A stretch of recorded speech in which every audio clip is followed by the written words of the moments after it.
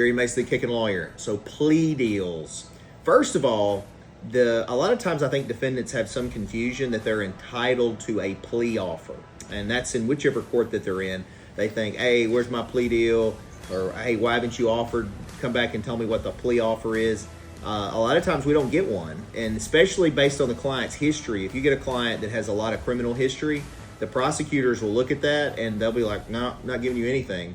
And then sometimes we are able to negotiate certain weaknesses in the case and then maybe work out something with the prosecutor. The way a plea bargaining works is, and honestly, it's kind of essential. There's a lot of lawyers have different opinions on it, but if you didn't have plea bargaining and every case went to trial, the justice system literally wouldn't work. Like the wheels of justice would grind to a stop because the jury system couldn't function. You just couldn't do enough trials. So we do negotiate with the prosecutors, and the way a case will normally go, and let's just talk about circuit court, okay, because that's trial court. The client gets indicted or arraigned, so they're arrested, they get indicted, they get arraigned, bond, attorney enters appearance, and then we start filing motions. So we file motions to protect certain rights that they have, motions to get discovery evidence, motions to suppress various pieces of the evidence.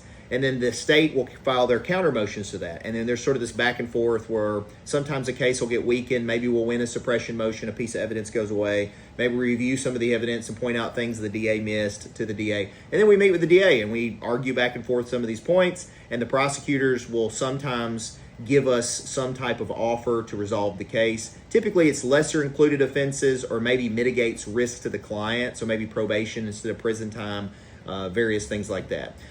So anyway, even though defendants are not entitled to plea offers, they're a very common and I think necessary part of our justice system.